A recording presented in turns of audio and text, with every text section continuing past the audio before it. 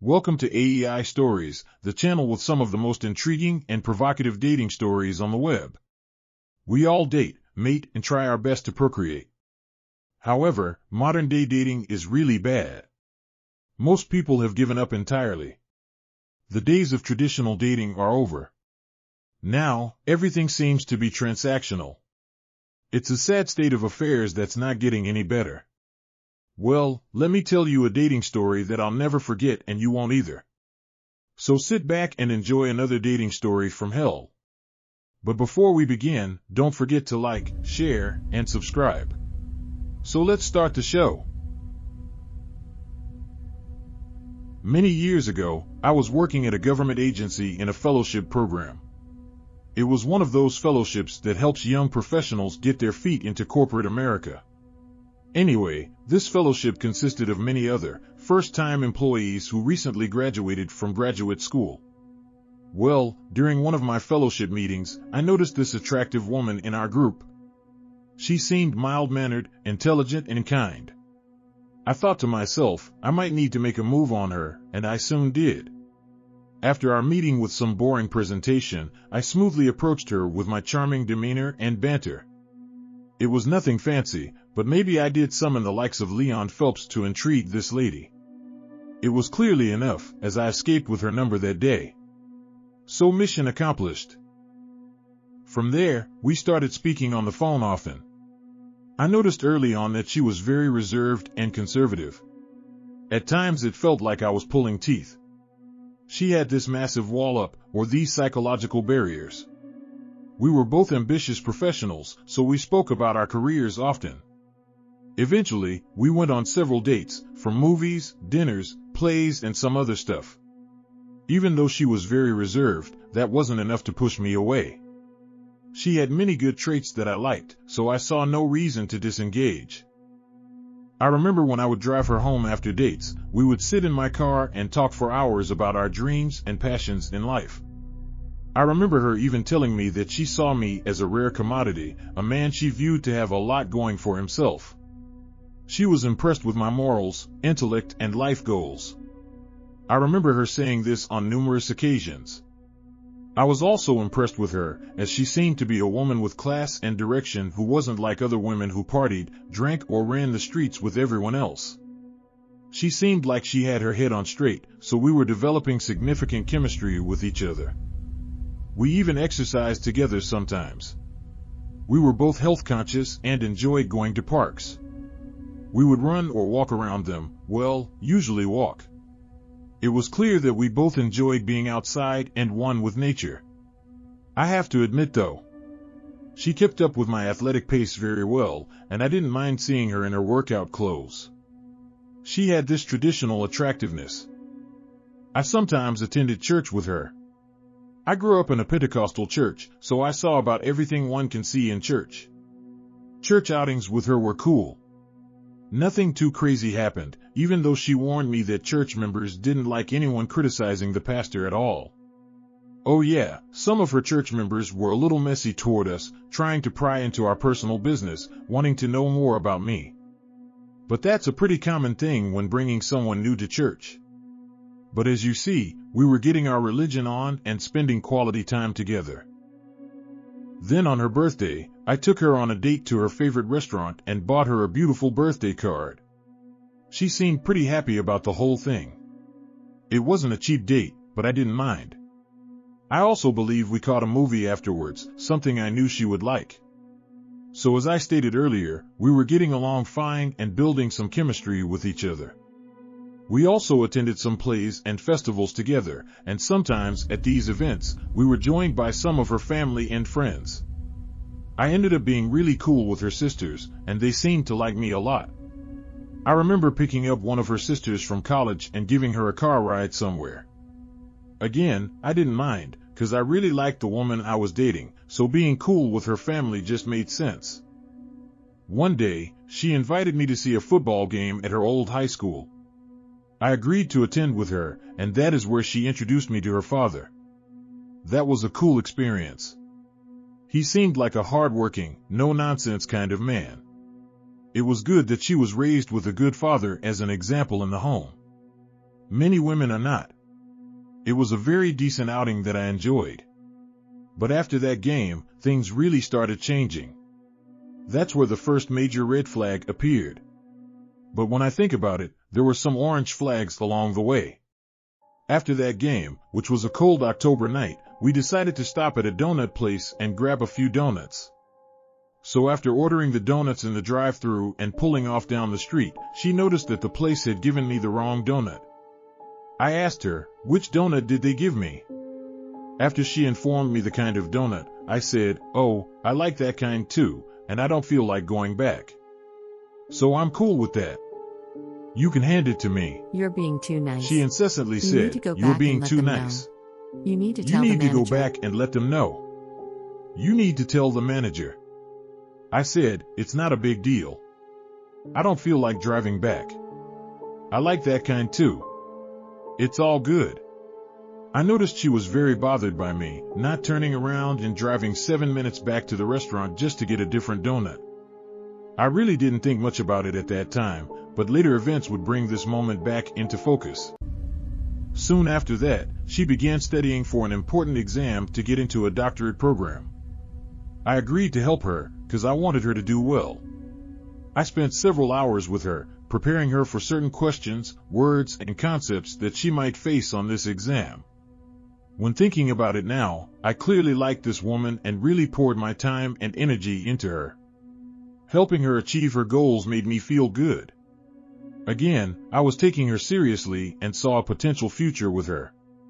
So spending this time with her was no problem. I would want someone to do the same for me.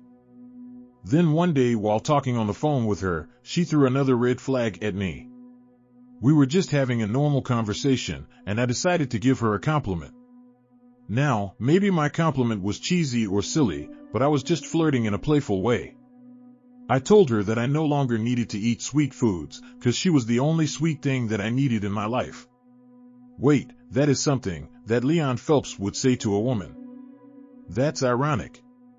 Anyway, for some reason, this really triggered her. She quickly said that I needed to stop being so nice to her. She was adamant and said, you need to stop doing that. But I was just teasing and trying to charm her, but then she said it again, you need to stop being so nice to me. I was so confused. I didn't realize that calling a girl sweet was being too nice, but clearly it was a problem. She made it seem like I cursed at her, or said something vulgar. In hindsight, maybe she wanted me to call her something else, and I think you know what I mean. I think Tupac said it a few times in his songs. Can you remember what he called women in his songs? Anyway, we continued talking and hanging out for the next few weeks, even though we never really got any closer. She was still reserved around me and not very affectionate. And she always had her wall up. She told me several times that it took her a while to open up, but after so many months, something didn't feel right. But with all that being said, everything revealed itself one late night at a restaurant called Fellini's Pizza. It was such a weird night, when I think about it. She invited me to have dinner with her family. It was pizza night for them. I agreed and actually arrived there before them. I remember listening to some old Prince songs while waiting. They soon arrived. She walked in with her mom, sister, brother, and brother's girlfriend. We greeted each other and found a couple of tables. She and I ordered a pizza, while her family ordered a separate one. Our pizzas soon arrived, so we started conversing and eating our pizza. I remember sitting across from her mom, and we had a very good conversation. I believe her mom was a doctor of some kind who worked in the medical field. She and I seemed to click well, and the conversation was very pleasant. Just like her sisters, I got along with her mom very well. We were all laughing and having a good time, well, not everyone.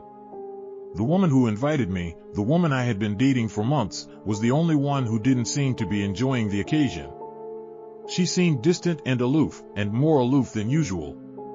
I thought it was odd, since she was the one who invited me here. Now, she's acting like my presence is a problem. Anyway, all of a sudden while I was talking with her mom, she got up from the table and went to the front of the restaurant to pay for the pizza that she and me ordered. I thought that was odd, since no one talked about leaving anytime soon. I sort of shrugged my shoulders and kept entertaining her family. Anyway, we all spent another 15 to 20 minutes conversing with each other, and then we eventually decided to call it a night. We all said cordial goodbyes to one another, then exited the restaurant. I thanked her and her family for inviting me out, then I went to my car and drove home. I got home and started getting ready for bed. It was very late when my phone rang. I saw it was the girl I just left at the pizza place. She didn't usually call this late, so I was slightly surprised. I then answered. What occurred next should be taught in psychology classes and manuals across the country. For many months, discerning her words and the meaning behind them required some deep introspection on my part. Upon answering the call, this woman told me, "You owe me for the pizza." I said, "Excuse me." She said, "You owe me for the pizza. I don't buy food for my friends like that. All of my friends know that they need to pay me back when I buy food for them." I said, "Are you playing?" She said, "No, I'm not. I bought our pizza tonight, and I need you to pay me back." I paused for a long moment, then I started hearing in the back of my mind, "You've been hoodwinked, bamboozled, led astray, run amok." I believe the ancestors were sending me a message. But what in the world just happened? What did this alien just say to me? I remember tons of anxiety rushing into my body after hearing such a ridiculous and egotistical statement. She continued rambling about the importance of paying her back on time, like she was a loan shark, and I was late on a $20,000 loan. I guess if I didn't pay fast enough, she was going to send the goons to collect. I quickly reminded her that over the past 4 to 5 months, I had paid for every one of our dates and outings. Let me repeat that. I had paid for every single one of our dates and outings. And not once did I complain or want the money back. I paid because I cared about building our chemistry and connection. I paid because I was courting her and showing her a good time. But this pseudo-human who allegedly breathed air didn't care. She continued reiterating that she still wants her money back. I was thinking, who in the hell is this on the phone? Then, I remembered the moments when she got annoyed at me for being nice on a few occasions. Now, things started making more sense. So I quickly pivoted and informed her that the pizza cost $18 and that I would send $9 her way soon. I quickly hung up the phone, got $9 and placed them inside an envelope. I then wrote the words, "Have a nice life" inside this envelope and mailed it to her the next day. And that was that. And you wonder why they call you witch, I bet ya. So what did we learn from this date from hell, everyone? This one requires much more analysis and breakdown than the other ones. First, I learned it is more important to learn someone than it is to date them. Dating for the most part requires outings, dates, money, energy, and a commitment to being open and vulnerable. Getting to know someone doesn't require any of that, just conversation and discernment. Before moving forward, let's discuss my mistakes. I made several mistakes with her. I did not discern this woman well enough before engaging her with my time, energy, and resources. She was right. I was being too nice to her. She didn't deserve those fancy dates, walks around the park, church outings, help with exams, or the outings with her sisters and family. And I definitely should not have paid for all of our dates, not at all. Have you heard women online, even till this day, talk about a man should pay for everything? You even hear goofy men saying the same thing. Please take it from others who learned the tough way. Like she told me, stop being so nice. Make people earn everything you give them, and they will appreciate it a lot more. Now moving on. I should not have spent time with her family, engaging them in deep conversations and interactions. What I should have done is require her to devote her energy, resources, and vulnerability to me early on. I didn't require this, and assumed that my energy and dedication would be reciprocated. I was wrong about that.